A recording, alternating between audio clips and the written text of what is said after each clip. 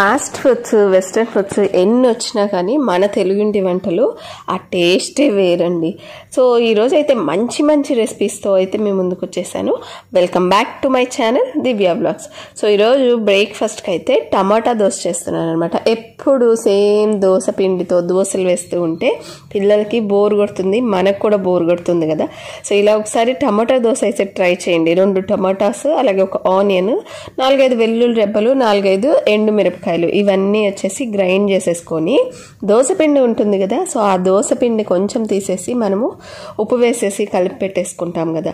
So ఆ కొంచెం ఇలాగా మనకి దోశ వేసే టైప్లో ఇలాగా కలిపేసుకొని ఇందులోకి టమాటా పేస్ట్ని యాడ్ చేసుకోవడమే అనమాట. ఈజీ కదా, మన దగ్గర దోశపిండి ఉన్నప్పుడు హ్యాపీగా ఒకరోజు ఇలాగ టమాటా దోశ, ఒకరోజు నార్మల్ దోశ అలా తినండి, అప్పుడు బోర్ కొట్టకుండా ఉంటుంది. సో టమాటా కలుస్తుంది కాబట్టి ఫైబర్ రిచ్ కూడా అనమాట. సో కార్బ్స్ ఫైబర్ 2 బ్యాలెన్స్ అవుతాయి. సో మనం ఆల్రెడీ దీంట్లో ఉప్పు కలుపున్నాను, కానీ మనము మళ్ళీ టమాటా వేసాం బట్టి కొంచెం ఉప్పు వేసాను. అండ్ అలాగే ఫైనల్గా కరివేపాకు వేసేసి ఇక దోశ వేసేసుకోవడమే అనమాట. సో ఇందులోకి ఇంకా చట్నీ చేస్తూ ఉన్నాను. సో చట్నీ అందరూ నార్మల్గా చేసే చట్నీయే. సో నేను ఎలా చేస్తున్నాను అని నా స్టైల్లో చట్నీ అయితే నేను చూపిస్తున్నాను ఇప్పుడు. సో 4-5 పచ్చిమిరపకాయలు, అలాగే నేనేం చేస్తాను, ఉట్టి పుట్నాల పప్పుతో చేయను అండ్ వేరుశెనగపప్పుతో కూడా చేయను అనమాట. కొంచెం పుట్నాలు, కొంచెం వేరుశెనగపప్పు 2 కాంబినేషన్లో చేస్తాను. సో టమాటా దోశలోకి అలా చేస్తేనే బాగుంటుంది. ఒక్కొక్కసారి నార్మల్ పుట్నాల పప్పు, అలాగే మామూలు వేరుశెనగపప్పు ఒక్కటే వేసి కూడా చేస్తూ ఉంటాను.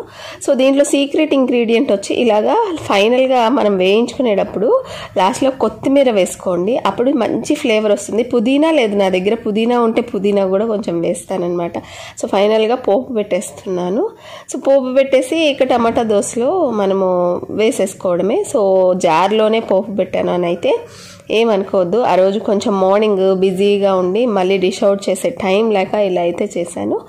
సో ఇక మనం మామూలుగా నార్మల్గా ఎలా అయితే దోశ వేసుకుంటాం అలాగే వేసేసుకోవచ్చు. ఇంకా దీంట్లోకి మీరు ఆనియన్స్ అవి కట్ చేసుకొని కూడా వేసుకోవచ్చు, ఇంకా టేస్టీగా ఉంటుంది.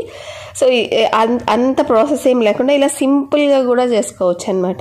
సో ఈజీగా మార్నింగ్ లేవగానే 2 టమాటాస్, ఆనియన్ ఒకటి కట్ చేసుకుంటే ఫాస్ట్గా అయిపోతుంది. సో ఇలాగా యమ్మీగా టమాటా దోశ అయితే ఇంట్లోనే మనము దోశపిండి ఉన్నప్పుడు ఇలా ట్రై చేసి చూడండి. డెఫినెట్గా ఇంట్లో అందరికీ నచ్చుతుంది, పిల్లలకి పెద్దలకి అందరికీ.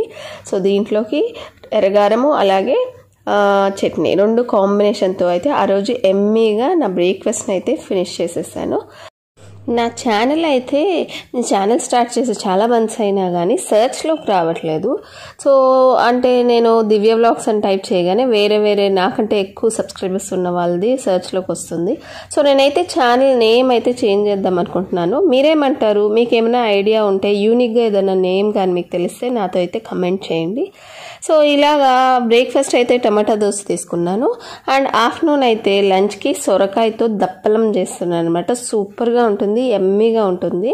సో దీనికోసం ఏం చేయాలంటే కొంచెం చింతపండు, ఒక చిన్న నిమ్మకాయ సైజ్ అంత చింతపండు నానబెట్టుకోవాలి. సో నానబెట్టుకునేటప్పుడు లేట్ అయిందనుకోండి, వేడి నీళ్ళు వేసేస్తే ఫాస్ట్గా నానిపోతుంది. అండ్ ఒక కుక్కర్లో ఏం చేస్తానంటే ఒక ఆనియన్, ఒక టొమాటో, అలాగే సొరకాయ, కొంచెం ఉప్పు పసుపు వేసేసి 2 విజిల్స్ నానిచ్చేసుకుంటాను అనమాట. సో సొరకాయ విడిగా ఉడకాలండి, కొంచెం టైం పడుతుంది కదా, సో అందుకని ఇలా చేసుకుంటాను. తర్వాత ఇంకా ప్యాన్లో కొంచెం ఆవాలు, జీలకర్ర, తెల్లగడ్డ, అలాగే 2 పచ్చిమిరపకాయలు, ఒక ఎండుమిరపకాయ వేసి పోపు పెట్టేసి అందులోకి మనం ఆల్రెడీ కుక్కర్లో ఉడికించి పెట్టుకున్నాం కదా సొరకాయ, టమాటా, ఆనియన్ ఇవి ఉంచేసి దాని తర్వాత మనము చింతపండు నానబెట్టుకున్నాం కదా, సో ఆ చింతపండు రసాన్ని, కొంచెం పసుపు, కొంచెం ఉప్పు, అలాగే 2 స్పూన్ల సాంబార్ పొడి వేస్తున్నాను. సాంబార్ పొడి MTRదే వాడుతున్నాను. మీ దగ్గర హోమ్ మేడ్ సాంబార్ పొడి ఉన్నా వేసుకోండి, చాలా బాగుంటుంది. అండ్ అలాగే 1 స్పూన్ వచ్చేసి కారం వేస్తున్నాను. మిరపకాయలు 2 వేసుకున్నాం కదా, సో కారం సరిపోదు, సో కొంచెం కారం వేసుకొని ఇంకా ఖచ్చితంగా దీంట్లో బెల్లం కానీ చక్కెర కానీ వేసుకోవాలి. అప్పుడే ఆ పులుపు, ఉప్పు, కారం అన్నీ బ్యాలెన్స్ అవుతాయి. సో ఇలా అన్నీ వేసేసుకున్నాక లో ఫ్లేమ్లో పెట్టుకొని ఒక 5 to 10 minutes వదిలేసామనుకోండి, ఇట్లాగా సైడ్స్ నుంచి ఆయిల్ రిలీజ్ అవుతుంది. సో ఈ ఆయిల్ కొంచెం పైకి తేలేంత వరకు మనం కుక్ చేసుకుంటేనే ఆ టేస్ట్ అనేది దప్పలానికి వస్తుంది అనమాట. స్లోగానే కుక్ చేసుకున్నవే బాగా టేస్టీగా ఉంటాయి, ఫాస్ట్గా కుక్కర్లో చేసుకునే వాటి కంటే. సో ఇలాగా ఫైనల్గా కొత్తిమీర వేసి గార్నిష్ చేసేసి డిష్ అవుట్ చేసేసాను. అండ్ దీనికి కాంబినేషన్గా చుక్క కూరతో పచ్చడి చేస్తున్నాను. సో ఈ పచ్చడి చాలా ఎమ్మీగా ఉంది, రోట్లో చేసుకుంటే ఇంకా బాగుంటుంది. సో రోలు చిన్నదే ఉంది మా ఇంట్లో అని చెప్పి నేనైతే మిక్సీలోనే చేస్తున్నాను. సో దీనికోసం అయితే నువ్వుల్ని వేయించుకోవాలన్నమాట. గొప్పెడు నువ్వులు, దీనికి ఏం కొలతేం లేదు, 1 స్పూన్ 1.5 స్పూన్ నువ్వులని అయితే ఉట్టి ప్యాన్లో అంటే ఆయిల్ ఏం వేయకుండా వేయించుకొని గ్రైండ్ చేసుకోవాలి. అండ్ చుక్క కూర అయితే 2 కట్టలు 2 టమాటాలు తీసుకున్నాను. అండ్ ఇక ఆయిల్ ప్యాన్ మీద ఆయిల్ వేసుకొని అందులో జీలకర్ర వేసుకోండి. అండ్ అలాగే 4-5 వెల్లుల్లి తెల్లగడ్డలు అయితే ఒలిచి వేసేసుకొని ఇవి వేగిన తర్వాత ఈ చుక్క కూరకు కావాల్సిన ఎండుమిరపకాయలు ఒక 10-12 ఎండుమిరపకాయలు పడతాయి అన్నమాట. సో ఈ ఎండుమిరపకాయలు కూడా వేసుకొని బాగా వేయించుకోండి. సో గోంగూరకైనా చుక్క కూరకైనా పోపులో మెయిన్గా కావాల్సింది ఏంటి, ఇంగువ లేదే ఆ ఫ్లేవర్ రాదు అండ్ అలాగే ఆ టేస్ట్ బాగోదు అనమాట. సో ఇంగువ కూడా కంపల్సరీగా మర్చిపోకుండా వేసుకోవాలి. సో ఇలా వేసుకుని వీటిని కూడా మిక్సీ జార్లో వేసుకొని గ్రైండ్ చేసుకోవాలన్నమాట. దాని తర్వాత 2 టమాటాలని తీసుకున్నాం కదా, సో ఆ టమాటాలని బాగా మగ్గించుకోవాలి, అంటే స్కిన్ సపరేట్ అవ్వాలన్నమాట. సో కొంచెం కుక్ అయ్యాక ఇందులోనే చుక్కకూర కూడా నీట్గా వాష్ చేసేసుకొని వేసుకున్నాను. సో చుక్కకూర ఎంతసేపు చాలా ఫాస్ట్గానే కుక్ అయిపోతుంది, అందుకనే మనకి టమాటాలు ఆల్మోస్ట్ కుక్ అయిన తర్వాత చుక్కకూర వేసుకొని కొంచెం లో ఫ్లేమ్లో పెట్టుకొని మనం ఏం చేయాలి అంటే లిడ్ క్లోజ్ చేసుకున్నాం అనుకోండి, బాగా మగ్గిపోయి ఇలాగ పేస్ట్గా తయారైపోతుంది అనమాట. సో దీన్ని మిక్సీలో వేసుకున్నా పర్లేదు, వేసుకోకపోయినా పర్లేదు. సో దీన్ని డైరెక్ట్గా మనము ఆల్రెడీ ఆ ఎండుమిరపకాయలు తీసుకున్నాం కదా, అందులో ఉప్పు పసుపు వేసుకొని గ్రైండ్ చేసుకొని ఆ పొడిని ఇందులో కలిపేసేసుకోవచ్చు అనమాట. అప్పుడు మనకి టమాటాలు ముక్క చెక్క తగులుతూ ఉంటుంది అండ్ చుక్కకూర కూడా బాగుంటుంది. సో నేనైతే మా ఇంట్లో అలా ఇష్టపడరు కాబట్టి నేను ఏం చేస్తున్నానంటే ఈ చుక్కకూర అలాగే టమాటా కూడా మిక్సీ జార్లో వేసుకొని ఒక్కసారి అయితే గ్రైండ్ చేసుకుంటున్నాను. సో చుక్కకూర పచ్చడిలో కానీ లేదు గోంగూర పచ్చడిలో కానీ మా ఇంట్లో అయితే పచ్చి ఎర్రగడ్డ కంపల్సరీగా వేస్తూ ఉంటాము. సో పచ్చి ఎర్రగడ్డ నలుచుకుంటూ ఉంటాము. ఒక్కొక్కసారి పచ్చి ఎర్రగడ్డ పచ్చడిలోనే కలిపేసామనుకోండి చాలా బాగుంటుంది. ఆ పచ్చి ఎర్రగడ్డకు కూడా ఈ పులుపంతా పండి చాలా బాగుంటుంది. సో ఈరోజు మిడ్ మీల్గా అయితే నేను జాంకాయలు తీసుకున్నాను. అండ్ మా ఇంట్లో అయితే మా పాత ఇంట్లో ఇలాగా బ్యాక్ సైడ్ రోజు అయితే ఒక పిల్లి వస్తుందండి. రుపిన్కి పెట్స్ అంటే భలే ఇష్టము, కానీ ఇంట్లో అయితే మేమైతే పెంచుకోవట్లేదు, మాకు ఇష్టం ఉండదు. సో ఇలాగ రోజు అయితే పిల్లికి అయితే పాలు పోస్తూ ఉంటాను. గీతు అయితే భయపడుతూ పోస్తుంది అనమాట పాలు. పాతకాలంలో ఇలాగే ఉంటుంది కదా, ఎవ్రీడే మన ఇంట్లో ఒక పిల్లైనా వస్తుంటుంది అలాగా. సో ఇప్పుడంటే అపార్ట్మెంట్స్ వచ్చేసి ఇవన్నీ అయితే కనిపించట్లేదు. కానీ సో రుపిన్కి అయితే పెట్స్ అంటే ఇష్టం, కానీ వాడికి కొంచెం వీజింగ్ ఉందన్నమాట చిన్నప్పుడు, అందుకని డాక్టర్స్ పెట్స్ పెంచుకోవద్దు అని చెప్పారు. అండ్ నాకు కూడా పర్సనల్గా ఇష్టం లేదు పెట్స్ని ఇంట్లో కట్టేసి పెట్టేయడము. సో అందుకని పెట్స్ని అయితే అలో చేయము. ఇలా అయితే అప్పుడప్పుడు ఇలాగా పిల్లలైతే ఎంజాయ్ చేస్తూ ఉంటారు. సో ఈవినింగ్ డిన్నర్కి అయితే ఈరోజు అయితే క్యాప్సికమ్తో కర్రీ చేద్దాం అనుకున్నాను. అండ్ స్వీట్ కార్న్ కూడా వేసి చూద్దాము ఎలా ఉంటుందో అనుకున్నాను. చాలా బాగా వచ్చింది అనమాట capsicum and sweet corn combination.